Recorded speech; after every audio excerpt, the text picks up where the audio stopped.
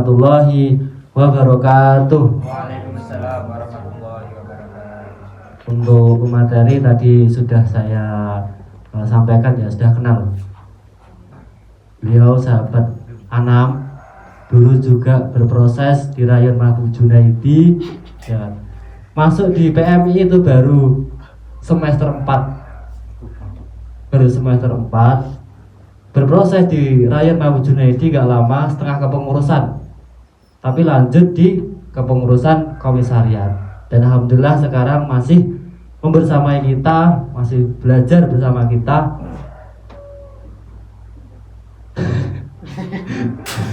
Langsung saja untuk pemaparan materi public speaking kami persilahkan. Salam.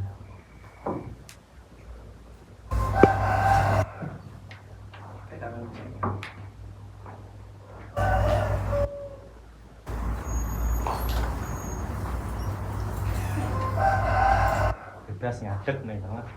Harus tahu. Oke, sebelumnya Assalamualaikum warahmatullahi wabarakatuh. Waalaikumsalam warahmatullahi wabarakatuh. Alhamdulillah wa ni'matillah wa la haula wa la quwata illa billah. Amma ba'du. Kepada yang saya hormati Ketua Komisariat PMI Ngawi, sahabat Imam. Yang saya hormati Mas Dani selaku Ketua Rayon dari Mahfudz Junaidi, dan yang saya hormati seluruh sahabat dan sahabati yang hadir pada acara pelantikan pagi hari ini. Pertama, sebelum saya menyampaikan materi, pastinya saya menyampaikan terima kasih terlebih dahulu kepada komisariat yang sudah mempercayai saya untuk saya juga belajar di sini, mempercayakan kepada saya untuk saya bisa menyampaikan materi ini, dan juga kepada Rayon Mahfudz Junaidi, ketuanya, saya juga menyampaikan terima kasih. Saya sudah berikan tempat, waktu untuk saya juga berproses bersama, belajar bersama di sini. Karena jujur, saya pun sebenarnya juga belum terbiasa dalam menyampaikan materi. Akan tetapi kalau ditanya berani atau tidak, nggak ada kata nggak berani kalau saya. Intinya kita berani, pokoknya wani dhisik ngono ya maju gitu. Oke. Di sini saya akan menyampaikan materi terkait public speaking ini ya. Ya gak asing lagi dengan kita, yang memang menjadi sebuah kebutuhan buat kita para aktivis-aktivis atau mahasiswa-mahasiswa yang ingin maju, khususnya yang peduli terkait kebutuhan kita di masa depan nanti. Oke, langsung saja terkait public speaking. Public speaking itu apa sih? Public speaking itu adalah sebuah keterampilan berbicara di depan orang banyak dengan tujuan menyampaikan informasi, menginspirasi, atau mempengaruhi audiens. Jadi nggak cuma hanya semata-mata menyampaikan informasi, tapi public speaking ini bisa digunakan untuk menginspirasi juga, atau mempengaruhi audiens, atau orang-orang yang di depannya lah gitu. Dan di sini tertulis kata keterampilan. Maksudnya dari kata terampil itu sebuah hal yang bisa kita tingkatkan melalui latihan secara terus-menerus. Jadi public speaking ini bukan karena keterampilan yang hadir dari bawaan lahir. Jadi ini bisa kita tingkatkan untuk lebih baik lagi, lebih bagus lagi dengan cara apa? Yaitu dengan latihan secara terus-menerus.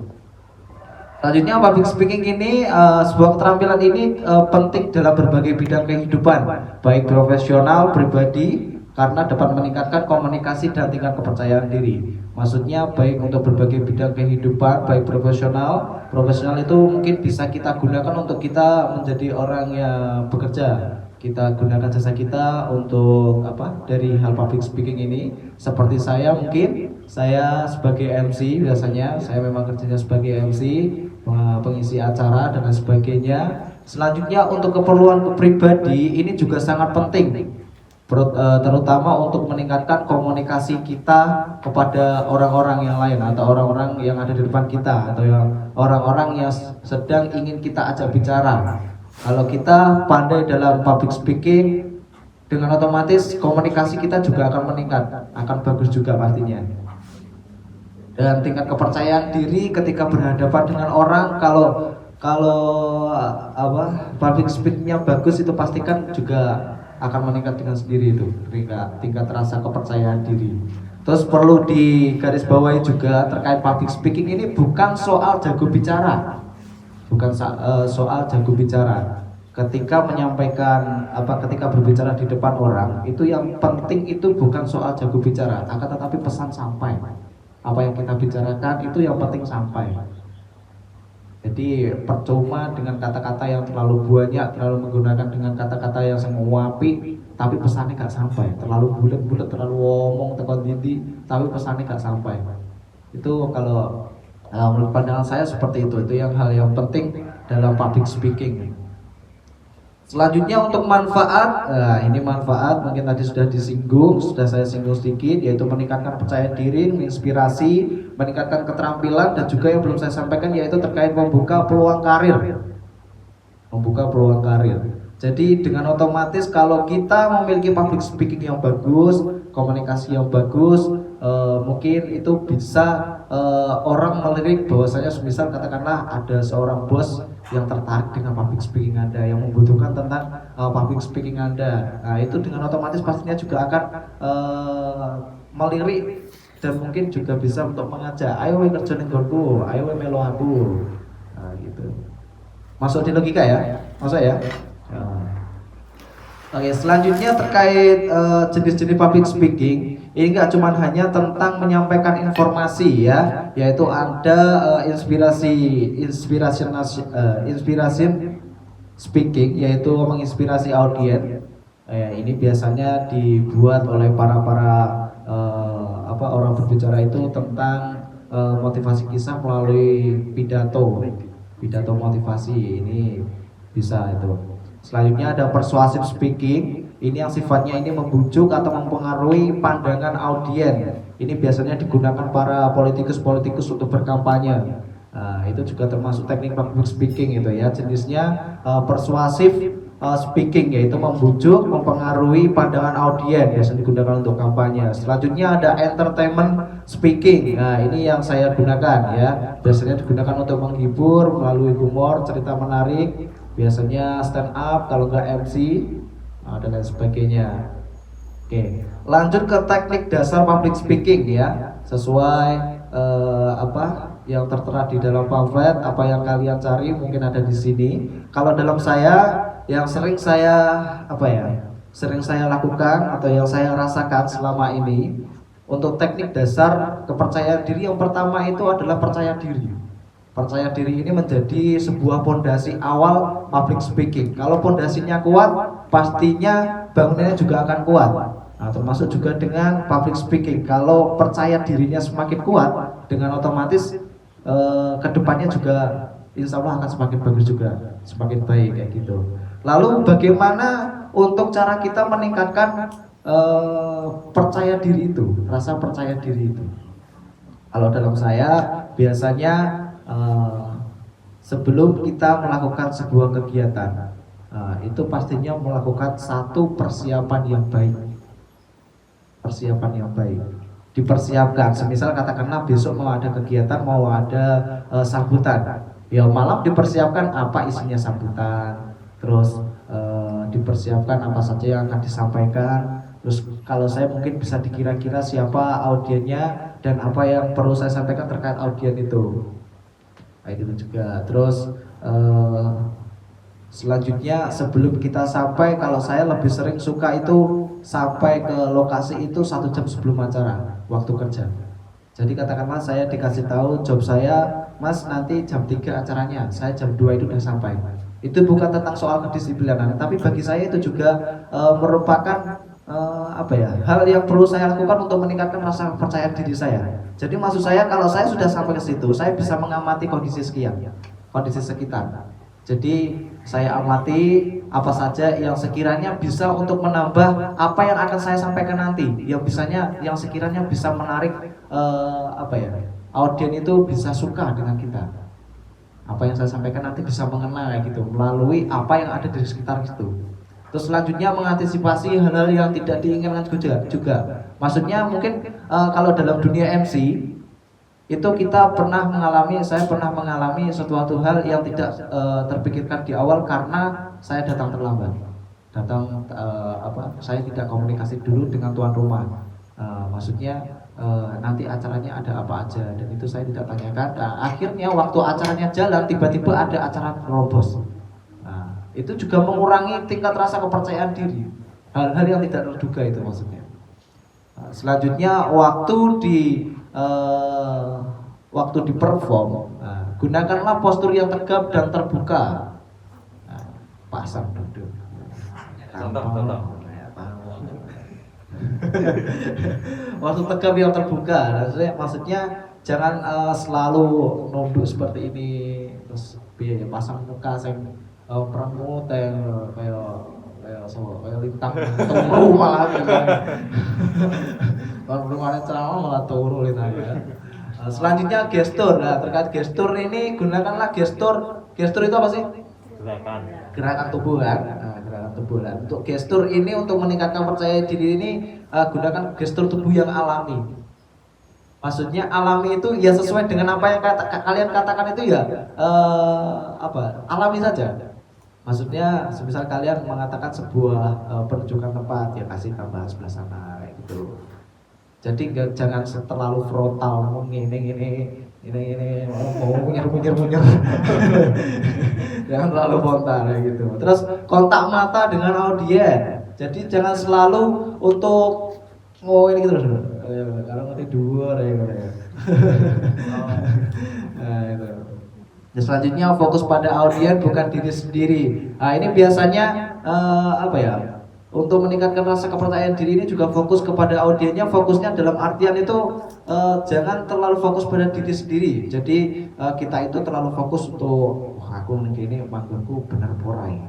Nah ini setamong bener porai. Aduh kadung ini sepiye itu ngomong kuwi yang udah pikiran. Nah itu malah berwede malah ini. Selanjutnya tips juga, percaya diri ini bisa dibangun dengan latihan terus-menerus dan menerima masukan konstruktif. Masukan konstruktif itu masukan yang membangun, yang tidak menjatuhkan. Nah, sesuatu hal yang membangun intinya ya. Jadi itu diterima seperti itu. Selanjutnya untuk teknik dasar, selanjutnya ada di vokal suara. Vokal suara yang pertama kalau dari saya itu masuk di intonasi. Intonasi itu secara fungsinya itu untuk memberi dan menekankan makna pada kata atau kalimat. Jadi maksudnya kalau dalam dunia saya contohkan waktu saya menerangkan tentang makna tedak sitan. Tahu tedak sitan di sini? Nggak tahu? Iya bayi 7 bulanan. Saya MC-nya di dunia kayak gitu. Saya menerangkan makna dan filosofinya waktu dimandikan itu apa kayak gitu. Nah, saya memberikan makna maksudnya penjelasan nadanya itu kita sesuaikan dengan makna dari kata-kata itu sendiri. Maksudnya bila mana kita menyampaikan tentang sesuatu hal yang berkaitan dengan orang tua, kita memerlukan nada yang sedikit pelan biar kita mengena emosinya gitu. Nah, katakanlah contoh kalau di saya anak ini kenapa harus dimandikan, yaitu kaitannya semoga kelak beliau begitu besar ini bisa mengharumkan nama keluarga dan lain sebagainya. Selanjutnya artikulasi dalam vokal suara yaitu adalah ucapan yang jelas, pelafalan yang baik, berbicara perlahan saat dibutuhkan dan cepat juga saat dibutuhkan. Jadi nggak selamanya alot, nggak selamanya cepat. Artikulasi ucapan yang jelas biasanya sering kalian hadapi ketika kalian berbicara di depan umum itu kan sering belibet. Ada yang pernah merasakan? Pernah belibet terus dari gak jelas omongannya dari ini ya kan? Itu kalau teknik dalam saya yang sering digunakan untuk orang juga. Sebelum kalian melakukan berbicara di depan orang, depan umum, satu yaitu gunakanlah teknik A-I-U-E-O. Jadi sebelum berbicara, aku neng gonseng tempat sunyi renek wong lo ya, awalnya bengok A-I-U-E-O, A-I-U-E-O di tempat umum. Di tempat umum. Gawang edan. Aku biasanya tak ngakal ini loh, kayak contoh dingi waktu orang MC neng pelantikan PCPNI kayak, aku neng perjalanan. A-I-U-E-O memang gendeng. Tapi itu benar bagi saya benar-benar sangat berpengaruh. Jadi di ucapan itu bisa jelas kayak gitu. Terus tambahan juga, jadi ceritanya malam sebelum saya MC di MC pelantikan itu, saya malamnya itu saya menghadap ke Pak Budi. Pak Budi Beran, ada yang tahu? Belum tahu. Jadi beliau itu salah satu MC yang nggak mau disebut MC, akan tetapi ilmunya sangat luar biasa di bidang MC. Nah itu saya datang ke situ, saya konsul, ini saya mau seperti ini, enaknya gimana, apa saja tipsnya. Nah saya diberikan sebuah tips bahwasanya apa saja yang sekiranya bisa membuat rasa percaya diri, maksudnya kayak apa ya? Semisal langsung ke contohnya, saya kalau mau apa-apa itu harus ngopi dulu itu, harus ngopi dulu, terutama di waktu pagi. Dan kalau nggak ngopi berasa ada yang kurang. Nah itu, apa saja yang mengakibatkan rasa menjadi kurang, hindarilah. Jadi harus dilakukan. Kalau Pak Budi biasanya beliau sebelum perform itu harus ada teh, harus minum teh dulu. Makanya beliau sering meminta kepada panitia untuk menyediakan teh. Nah, ini aku berhubung ngopi, jadi apa ini? Mineral gak apa-apa. Tapi biasanya mulai alpokari mas. Sebuah hal yang lucu ya, luar biasa. Setelah artikulasi, sekali lagi artikulasi tadi apa? Ucapan yang jelas, pelafalannya baik. Selanjutnya untuk vokal suara ini gunakanlah nada yang natural. Jadi jangan impersonate menggunakan nada orang lain. Gunakanlah versi dirimu sendiri. Kamu nyamannya bagaimana, enaknya seperti apa, gunakanlah. Nah aku enaknya gini, jadi aku yo kadang minder. Aku hitungannya aku MC sing suaranya paling elek, bisa dikatakan seperti itu. Bisa dikatakan seperti itu, MC suaranya elek. MC gak masuk aku sini. Selanjutnya perbanyak baca buku dan sesekali coba direkam untuk meningkatkan kualitas vokal. Jadi baca buku, selanjutnya coba berbicara untuk mengatas kualitas vokal. Nah itu kayak sudah contohnya sama Kom. Nah, kemarin bikin video, ya kan? Nah itu juga bikin kata-kata di video, direkam. Nah, itu kalau dari saya selain itu juga untuk kebutuhan validasi, Mas. Itu bagusnya kalau dari saya itu tentang, wah, ini aku suara ini kurang kepiye ya. Nah, kayak gitu juga gitu kan. Nah, aku wayang MC kan sering oleh kiriman video juga, wayang aku ngucap niki, wayang aku berkata tentang iki, nah itu ya saya buat evaluasi kurang apa, bagaimana selanjutnya biar lebih bagus. Selanjutnya volume suara. Volume suara ini yang pertama yaitu yang harus diperhatikan, sesuaikan dengan ruangan. Kalau ruangannya luas, terus audionya terlalu mundur ke belakang, ya berarti kita harus menggunakan suara yang lebih lantang, lebih keras. Terus variasi volume juga, variasi volume. Jadi nggak semata-mata harus buang terus, ya enggak, ya harus divariasi juga. Terus pahami audien ini kalau dalam saya biasanya kan saya sering audien saya kan seringnya anak-anak. Anak-anak, kadang aku walon terus, itu sering ngomong di wilayah. Nah itu aku perlu ningkat ke volume, kanggo audien itu ben tertarik mana perhatiannya dengan aku. Pahami audien. Selanjutnya untuk tips melatih mengatur volume itu bisa datang di berbagai tempat dan suasana untuk menguasai penyelesaian volume dengan baik. Mas Theo, latihan ngomong diri. Selanjutnya untuk teknik dasar juga gunakan tempo. Ini perlu juga ini tempo. Tempo itu tentang cepat orangnya. Pertama gunakan kecepatan yang tepat. Sama seperti saya sampaikan, nggak selamanya harus cepat-cepat terus. Kudu yo kadang enak alone barang itu, gunakan jeda. Tidak terburu-buru, sesuaikan dengan emosi. Kata-kata saya mengundang emosi, kalau memang emosinya itu mengharuskan kita untuk tentang kesedihan, ya berarti dialogke. Alon-alon ben emosinya terkena. Terus selanjutnya jeda itu penting, bukan yang penting jeda. Nah, itu juga perlu diperhatikan ya. Selanjutnya teknik penguasaan panggung. Nah, ini mungkin juga perlu kalian kuasai juga ini teknik penguasaan panggung. Tapi biasanya ini lebih ke apa ya? Enggak juga sih. Di sini ada yang berminat ke dunia MC gitu nggak sih? Atau cuman pengen sekedar memiliki keterampilan untuk dunia public speaking biar jago ngomong di depan orang gitu? Ada nggak sih? Iya, ada. Oke, bagus.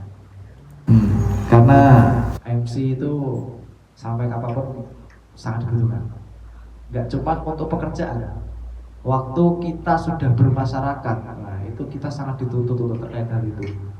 Terutama saya lanang-lanang ini, kalau sudah saya rasakan, yang sudah saya rasakan, itu wayah yasinan, wayah tahlilan, wayah acara apa dengan desa atau apa, itu selalu ditutup mesti ngono kuwi ya. Arahnya nekon MC, nekon berbicara ning arep dan lain sebagainya gitu ya. Terkait penguasaan panggung, yang pertama yaitu berdiri dengan tenang. Nah, berdiri tenang, ngadeg, kuasai panggungnya, lihat kiwa tengene, apa sing iso diiku, tapi bukan berarti tenang itu terus memikirkan, wah ini nek ngene iki terus kepiye ya. Kalau ribet dewi. Terus jangan terpaku pada satu titik. Nah, biasanya nek MC wah mau ngene nggon ya. Nah, itu kalau MC gunakan juga jangan terpaku pada satu titik, ya sosok rono, ya sosok ini, tapi ya cuma muter-muter aja. Gunakan. Terus gunakan jeda, kendalikan gugur. Nah, itu juga di teknik penguasaan panggung. Selanjutnya ada juga di penguasaan panggung yang akan terlihat sangat baik itu. Gunakan trik 3 kali setiap detik. 3 detik 3 sudut pandang.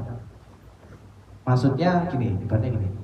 Assalamualaikum warahmatullahi wabarakatuh. Nah, maksudnya di satu sudut pandang sini gunakan 3 detik, sini juga 3 detik, sini juga 3 detik. Itu kalau dari saya seperti itu. Jadi lebih enak, gak cuma menghadap ke depan terus. Nah, itu tekniknya itu 3 detik, 3 detik. Nah, terlalu suwi ya gak puas juga ya. Nah. Assalamualaikum warahmatullahi wabarakatuh. Nah, yang terhormat, ini kan ya. Gunakan jeda, kendalikan gugur. Oke, selanjutnya mengatasi grogi. Mungkin ada yang sering masih mengalami grogi. Demam panggung dan sebagainya. Oke. Grogi ini adalah reaksi alami tubuh saat menghadapi perhatian orang lain. Jadi kalau kita sedang menghadapi orang itu sedang memperhatikan kita, memperhatikan kita, itu kadang memang secara alami kita akan merasa grogi. Aku pun MC bukannya sombong, aku wes 7 tahun ya di dunia ini ya, lebih mungkin ya 7 tahun. Tapi yo kadang saya ngalami aku, kadang grogi itu. Tapi grogi ini biasanya nang awal. Nek wes aku wes krungu suara aku dhewe, iku malah gacor malah yaping ya. Aku enak nilai aku kadang gak iso ngerem sampai yaping gue ya. Jadi kadang metu sing hal sing gak pantas terus metu ngono soalnya kadang yaping ya. Tapi nek dunia MC non formal bagiku gak masalah. Tapi frontal bukan hal sing gak sopan tentang kemaluan atau apa ya, maksudnya frontalnya terkait menyinggung keluarga atau gimana gitu biasanya. Grogi adalah reaksi alami tubuh saat menghadapi perhatian orang lain. Bagaimana untuk menghadapi rasa grogi itu? Yang pertama, ketika sudah masuk di suatu pegang mic lah katakanlah, tarik nafas dalam sebelum memulai. Nah itu biasanya tekniknya yaitu 7/8. Maksudnya 7/8. Tariknya itu 7, keluarnya 8. Terus digunakan juga suara jadi 7. Tarik, mengeluarkannya dengan suara NS ya. Itu tekniknya 7/8. Biasanya seperti itu. Saya juga sering melakukan seperti itu untuk menghilangi rasa grogi. Selanjutnya fokus pada cerita, bukan penilaian. Jadi fokuslah apa yang akan kalian sampaikan nanti, bukan penilaian setelah apa yang kalian sampaikan. Terus pandang audiens. Pandang audiens sebagai teman. Jadi pandanglah audiens itu sebagai temanmu. Tapi nek aku malah iku ya. Malah apa? Nek karo kancaku dhewe itu kadang malah grogi biasanya malah kebingungan. Tapi nek wong sing gak kenal iku malah iku. Iki salah iki. Nek dari aku nek dari aku anggaplah gak kenal gitu aja. Nek dari aku gitu, bukan teman. Nek kalian merasa nyaman karo kancamu ya gak apa-apa, pandanglah seperti itu. Terus mulai dengan kalimat sederhana. Kalimat sederhana, maksudnya kalimat sederhana saya sering melakukan itu ketika mau mulai MC. Sebelum saya salam, saya mengatur lokasi anak-anak itu dulu. Maksudnya tempat duduknya bagaimana. Ayo silakan yang masih di luar bisa segera masuk ke dalam karena sebentar lagi acaranya akan segera kita mulai. Ya, sekali lagi ya. Maju ke dalam sini, agak maju agak sini, agak sini. Ini kalimat-kalimat yang rada nyantai, rada apa ya, sederhana tapi itu bisa meningkatkan rasa grogi itu, mengatasi rasa grogi. Iku sebenarnya aku ngomong ngono yo karo mikir, engko barikan ngomong apa ngono barang. Terus terima grogi, jangan dilawan. Nah, biasanya grogi itu nek dilawan malah saya kepikiran. Iya enggak? Grogi di pikiran aku grogi, iki grogi piye ya, grogi piye ya. Nah, malah ditutke wae malah. Malah mesti ditutke ikuti alure wae. Terus perbanyak baca buku untuk menambah kosakata. Nah, iki biasanya groginya waktu kalian berbicara kan belibet iku mau, itu terus mengakibatkan kalian akan grogi. Ya enggak? Waktu berbicara moro-moro grogi, nah, terus bari terbata-bata. Nah, gitu. Bagaimana caranya ya perbanyak baca buku untuk menambah kosakata. Nah, seperti itu. Terus di sini ada yang masih merasa nggak waktu berbicara itu sering menggunakan kata termasuk aku juga, aku mau pembiro ya. Jadi waktu berbicara jadi gini ya, terutama waktu masih nggak? Nah, itu kalau yang pernah saya lihat untuk mengatasinya yaitu gunakan sistem apa reward dan punishment, hukuman karo hadiah gitu. Iya, Reward dan punishment ya. Nah, jadi sebelum memulai acara, sebelum kalian berbicara, itu gunakanlah itu. Maksudnya kepiye? Ketika buatlah perjanjian dengan diri sendiri. Waktu berbicara, kalau nanti saya menggunakan kata lebih dari 3, aku akan karakter Dania. Itu insya Allah beda itu. Nah itu kalau tekniknya seperti itu yang pernah saya lihat di apa ya di yang pernah lewat di beranda maksudnya. Terus grogi itu tidak harus hilang. Yang penting grogi tidak menguasai kita. Banyak berbicara tetap grogi, tapi mereka tetap maju. Oke. Sekali lagi grogi itu tidak harus hilang karena memang itu alami. Yang penting grogi tidak menguasai kita. Banyak pembicara tetap grogi, tapi mereka tetap maju. Dari tips grogi ini, mengatasi grogi, masih ada yang itu nggak ditanyakan ya, atau yang belum terbahas gitu apa? Gimana keluhannya? Atau nanti? Nanti, oke. Nah, terus dicatat juga, tertera juga di pamflet untuk tips mengemas materi. Ada juga kan? Waktu mau presentasi di kelas, mengemas materi dan sebagainya. Itu kalau dalam saya yang perlu paling ditekankan yaitu tentukan satu pesan utama. Jadi mengemas materinya itu tentukan pesan utamanya yang akan kalian sampaikan. Katakanlah seperti komitmen tadi yang mau menyampaikan tentang isi utamanya yaitu tentang Mahfudz Junaidi yang beliau adalah seorang pendekar pena. Terus Mas Dani, sahabat Dani tadi menyampaikan apa? Terima kasih ke saya. tujuan dari public speaking ini ya gitu ya. Di garis bawah itu. Nah, yang menjadi suatu pokok utama yang akan kalian sampaikan. Terus gunakan bahasa yang sederhana. Untuk yang pemula gunakanlah bahasa yang sederhana. Jangan terlalu akademik, tapi perlu kalian tambahkan juga untuk bahasa akademiknya karena memang kita harus ada pembeda antara siswa dan mahasiswa. Itu perlu juga itu. Jangan sini lah ya. Alumni Rayon Mahfudz Junaidi masa bicaranya kayak enek bahasa akademik blas. Oh, rayonnya seneng ketua rayon. Bahkan sampai di sini dituliskan loh di sini ya kan. Kemarin dituliskan kan kata-kata apa? Kalimat-kalimat bahasa intelek kayak gitu akademik. Dibong marahnya nih. Tapi ya sekali lagi, kalau emang masih di awal-awal, jangan terlalu banyak menggunakan itu. Kayak gitu. Terus susun alur yang jelas, ini kalau dalam sambutan pastinya mulai dari salam, terus Arabnya, habis itu yang saya hormati, terus puji syukur, baru sholawat, baru isi dan penutup. Nah, ini kalau saran dari saya berpesan kepada teman-teman yang memang benar-benar gimana caranya public speaking itu yang baik, terus terutama dalam bidang alur yang jelas ini, hendaklah untuk menghafal paling enggak satu bait puji syukur, satu bait dari Arab, katakanlah Arabnya alhamdulillahirobbilalamin wassalatu wassalamu ala asrofil anbiya'i wal mursalin wa ala alihi washabihi ajmain, itu dihafalkan. Nah itu terus selanjutnya masuk di puji syukurnya segampang wae, segampang. Puja dan puji syukur kita Allah Subhanahu wa taala atas limpahan rahmatnya kita bisa berkumpul di sini dalam keadaan sehat walafiat. Wes, gampang tahu. Nah, kuwi 1 2, terus ketiganya sholawat. Sholawatnya jangan terlalu oke segampang-gampang aja. Pokoknya intinya apal terlalu kuwi. Sholawat setelah salam dan dasar kita sanjungkan kepada junjungan kita Nabi Agung Nabi Muhammad sallallahu alaihi wasallam. Nabi yang kita tunggu-tunggu syafaatnya di yaumul kiamat nanti. Amin. Wes pokoknya kuwi dihafale kuwi. Soalnya kuwi sing penting. Soalnya nek saumpama wis apal kuwi, sawaya-waya mepet membutuhkan MC, kuwi apal kuwi wis ndek modal. Selanjutnya soalnya bar kuwi kan tinggal macane susunan acara, terus acara berjalan. Ya kan?